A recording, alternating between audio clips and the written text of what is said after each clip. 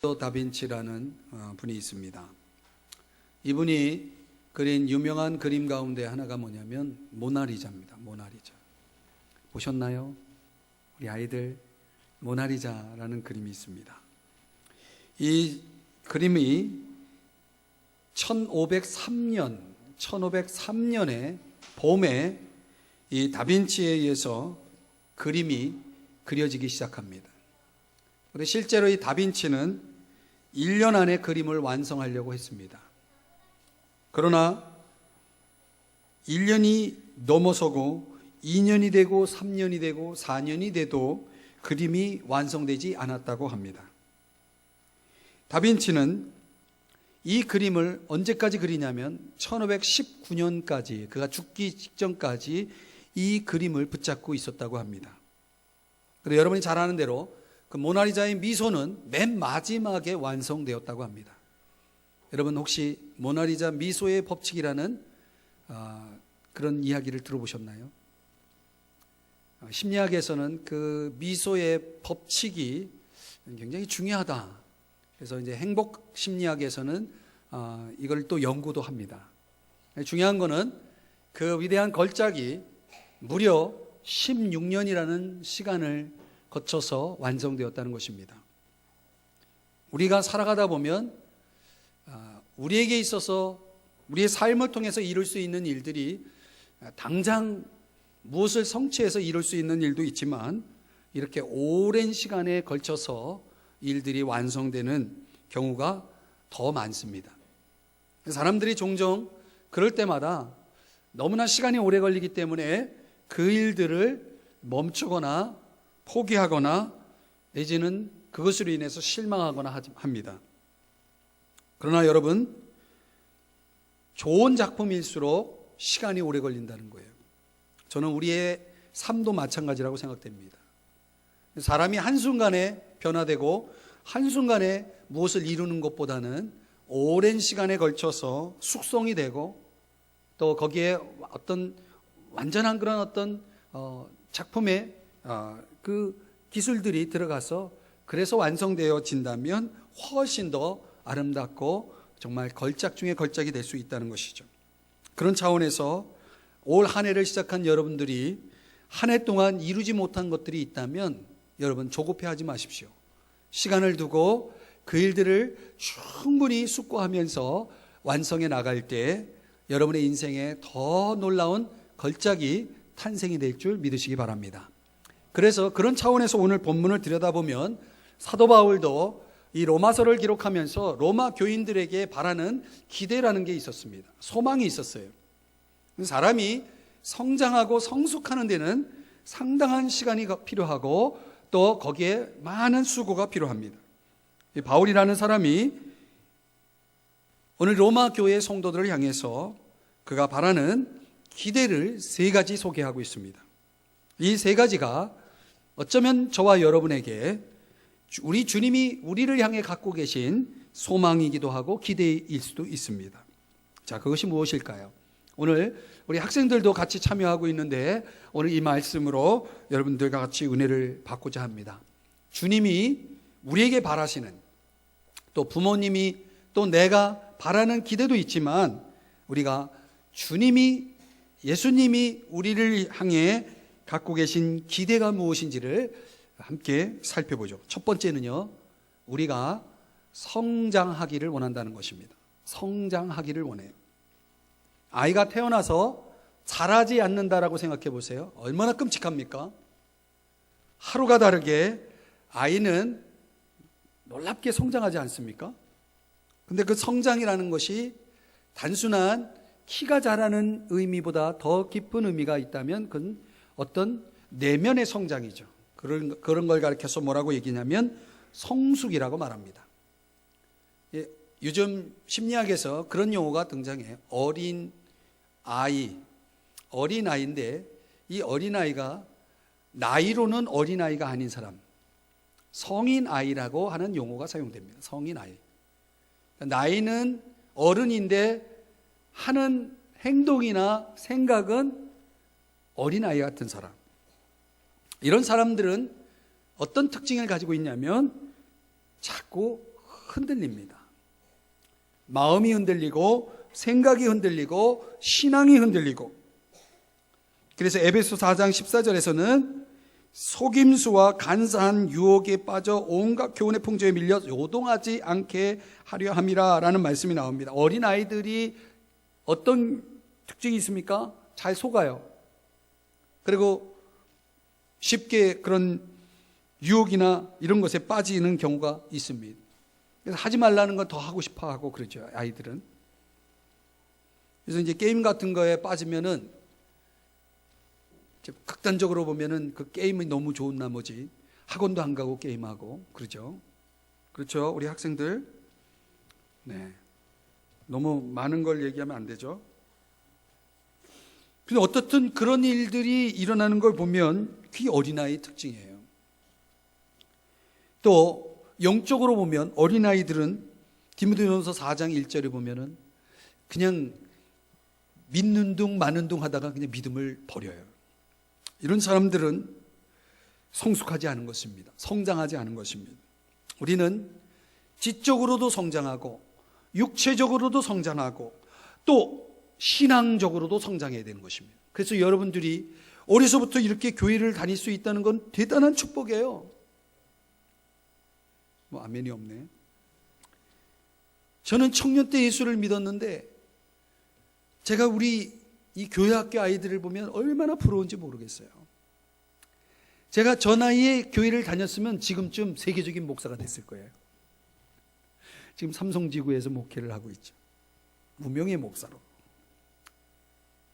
말씀드리고자 하는 것은 뭐냐면 어려서부터 신앙이 잘 들어가서 거기서 신앙 안에서 말씀으로 잘 성숙해지면은 그런 사람들을 우리 하나님이 쓰시는 겁니다. 그런 여러분들이 이런 우리의 다음 세대들을 위해서 기도 많이 해주셔야 됩니다. 믿음에서 떠나지 않도록, 또 잘못된 가르침을 따르지 않도록 여러분들이 도와주셔야 됩니다. 왜냐하면 요즘 사회에는 자꾸 잘못된 가르침으로 사람들을 유혹하는 일들이 많이 벌어집니다. 그래서 요즘은 애도 어른도 가리지 않고 잘못된 가르침을 가지고 사람들을 이렇게 교회에서 이렇게 빼내가는 사람들이 있어요. 그런 거에 이렇게 해서 이단이라고 말합니다. 제가 오래전 일인데 어느 어머님이 저를 찾아왔어요. 이 학생 아들이 아주 잘못된 종말론 이단에 빠졌는데 그 자기 아들을 좀 구해달라는 겁니다, 저보고. 그래서 제가 그 아들을 만났습니다. 근데 그 아들이 저를 만나러 오면서 이렇게 두꺼운 파일을 가져와요. 노트를 가져와요, 노트. 그걸 보니까 그거 왜 가져왔냐 그랬더니 내가 봐야 된다는 거예요. 그래서 그 내용을 봤어요. 봤더니 거기에 뭐가 있냐면 무슨 전쟁, 뭐 당장 지금 뭐 나라가 망할 것 같이런 뭐 핵전쟁 뭐 이런 거 있잖아요. 그래가지고 그런 사진들, 그런 것들을 모아놓은 거예요. 그러면서 그 학생이 저에게 하는 말이 곧 지구가 멸망합니다. 그래서 자기는 멸망하지 않으려고 여기를 나간다는 거예요. 그래서 이단에 빠져 있는 거예요. 제가 아무리 설명해도 그 어린 학생이 제 얘기를 듣지 않으려고 그래요. 제가 충격을 받았어요. 여러분, 신앙이라는 것은요, 어려서부터 어른에 이르기까지 신앙은 중요한 겁니다. 그러면 우리 사랑하는 우리 자녀들이 올바른 가르침 속에 성장하지 않는다는 것은 이건 얼마나 불행한 일인지 모릅니다. 예수 그리스도 그분의 탄생, 며칠 전 성탄절이었죠. 그리고 예수 그리스도의 십자가, 부활, 이런 복음의 말씀에 입각해서 아이들이 예수 그리스도에 대한 믿음으로 잘 성장할 수 있도록 도와줘야 됩니다. 안 그러면은 가리지 않고 이런 잘못된 가르침으로 사람들을 멸망에 빠뜨리려는 사람들이 있는 것입니다. 그런 사람들은 어떻게 됩니까? 어떻게 하냐면 여러분들이 떠나야 됩니다. 그들을 피해야 됩니다. 그들을 만나지 말아야 됩니다. 그들의 이야기를 듣지 말아야 됩니다. 그래서 여러분들이 그들을 경계할 뿐만 아니라 더 나가서 여러분들이 해야 될 일은 뭐냐면 말씀을 배우는 일입니다. 그래서 저는 우리 교회 학교가 어려서부터 우리 선생님들에 의해서 하나님 말씀을 배워나가는 아이들이, 우리 자녀들이 되기를 간절히 바랍니다. 여러분들이 어려서부터 성경을 배워야 됩니다. 그러면 어른이 돼서 그 성경의 지식이 여러분의 인생을 올바른 길로, 진리의 길로 인도해 주실 겁니다. 그럼 오늘 그런 것을 위해서 우리 선생님들은 노력해 주셔야 됩니다. 우리 선생님들은 우리 아이들을 위해서 기도해 주셔야 됩니다. 그리고 하나님 말씀으로 잘 세워주셔야 됩니다. 여기 계신 우리 모든 성도님들 다 마찬가지입니다. 여러분들 하나님의 말씀을 여러분의 진리로, 여러분의 것으로 만들 수 있는 그런 능력을 키워야 됩니다. 그래서 진리가 아닌 것을 구별해낼 수 있는 실력을 갖춰야 됩니다. 이게 다 뭡니까? 이게 성숙한 신앙입니다. 사랑하는 여러분, 여러분 모두가 성장하기를 주님의 이름으로 축복합니다. 두 번째는 나를 부인하는 삶에 대한 기대입니다. 사람들은 자기 마음대로 하는 것을 좋아합니다. 그런데 우리 자녀들은, 죄송합니다, 그렇지 않은 우리 자녀들도 있는데, 어떤 자녀들은 자기가 하고 싶은 대로 하지 못하게 하면은 막 엄마한테 떼쓰고 조르고, 사줘요, 안 사주면 나 여기서 안 가요, 뭐 그러면서 막 조르고 그럽니다. 그래서 엄마가 고민을 하다가 어쩔 수 없이 들어줍니다. 그럼 그 아이는 그것이 이제 아는 거예요. 이걸로. 아, 내가 조르면 엄마가 들어주시는구나. 그러니까 막 조릅니다. 무조건.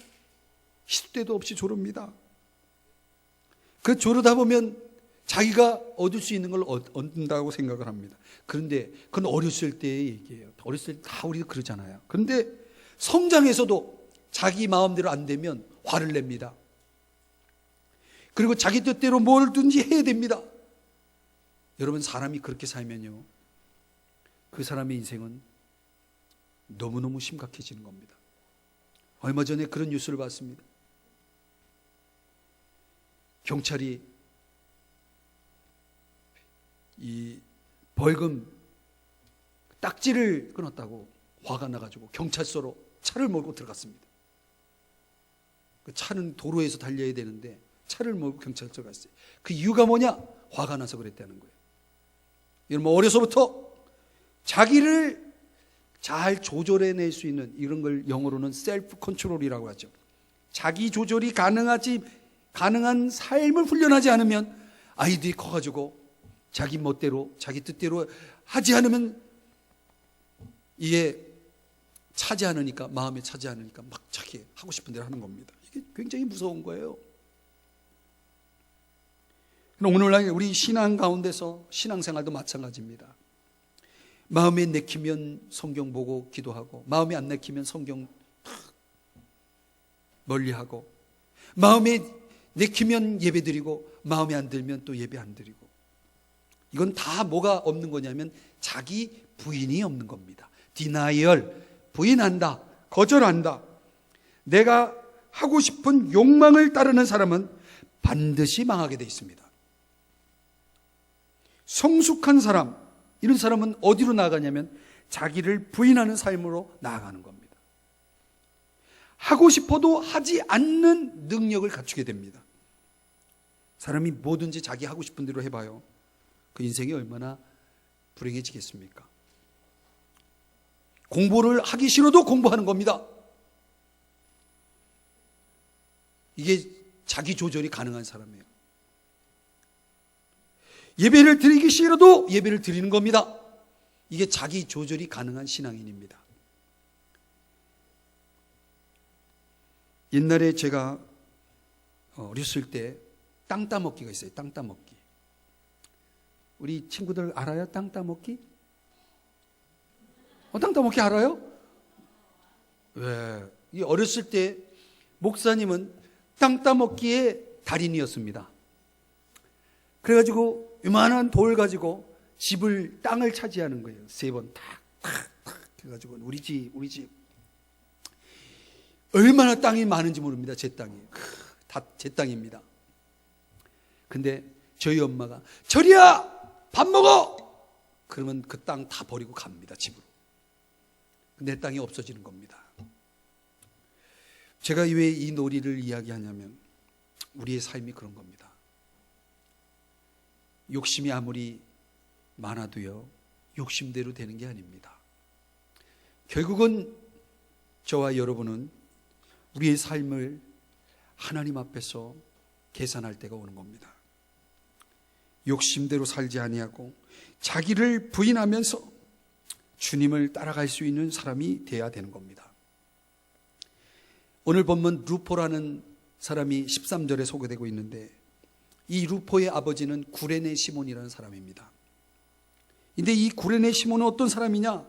어느 날 시골에서 잠시 도시로 볼일을 보러 왔는데, 이거 지나가다가 예수라는 분이 십자가를 지고 가다가 푹 쓰러지니까 로마 병사가 예수님이 지고 있던 그 십자가 그 나무를 그 구레네 시몬이라는 사람, 너 일로 와, 이거 줘, 대신 지고 가. 그래가지고 십자가를 지게 한 거예요. 왜 그 많은 사람 중에 나에게 이걸 맡깁니까? 하고서 로마 병사에다 따졌다가는 로마 병사가 칼로 그 사람을 죽이는 거예요. 그래서 어쩔 수 없이, 할 수 없이 그 예수님 대신 십자가를 이제 지고 가는 겁니다. 근데 지고 가다가 예수님의 얼굴, 예수님이 눈이 마주쳤어요. 영화에 그거 나옵니다. 예수 영화에 나옵니다.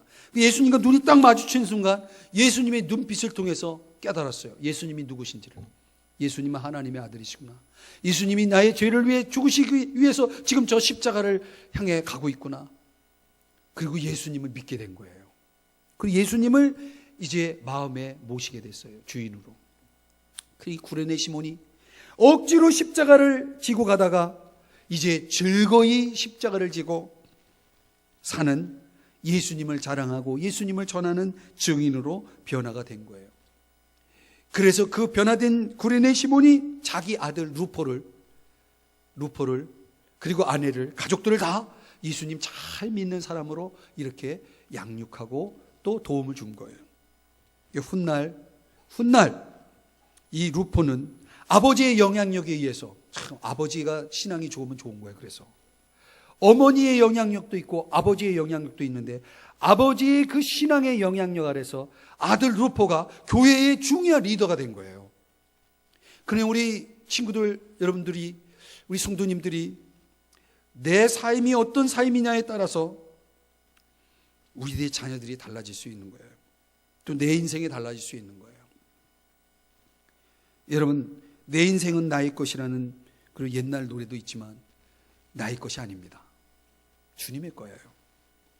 프랭크 시네트라라고 하는 분이 My Way라는 노래를 불렀는데, 이 팝송, 이 노래가 얼마나 유명합니까? 근데 이 노래가 필리핀이라는 나라에서는 금지곡으로 지정이 되어 있습니다. 왜 그러냐면 이 필리핀 사람들은 영어를 잘합니다. 어려서부터 다국어를 사용하는 그런 나라입니다. 그래서 애도 어른분도 다 영어를 잘합니다. 영어로 노래를 부를 수도 있습니다. 이 마이웨이라는 노래를 아이들이 막 부르기 시작합니다. 그런데 이 마이웨이라는 노래를 부르기 시작하면서 그 노래가 주는 힘이 있어요. 노래의 영향력이 있어요.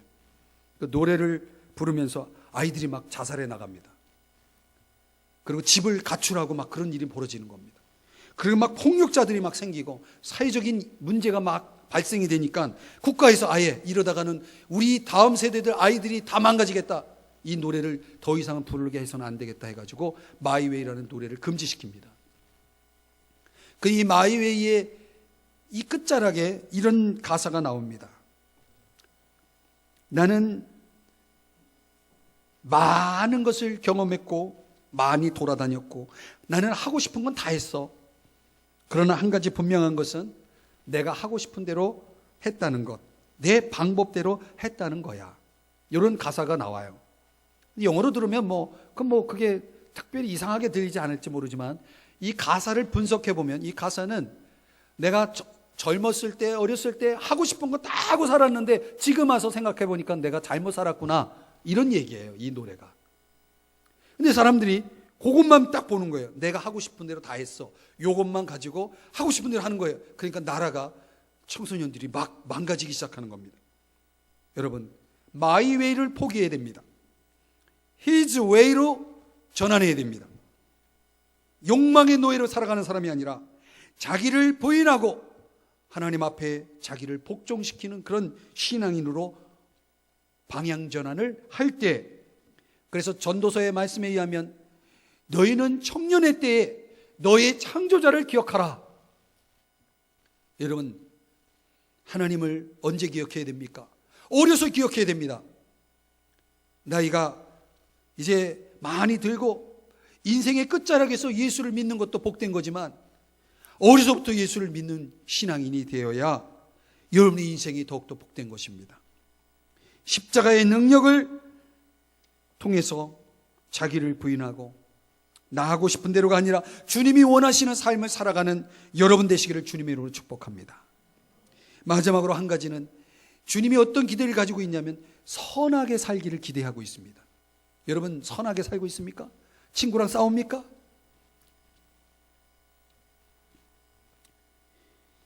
오늘 성경 19절의 말씀에 보면 너희 순종함이 모든 사람에게 들리는지라 이렇게 말씀하고 있습니다.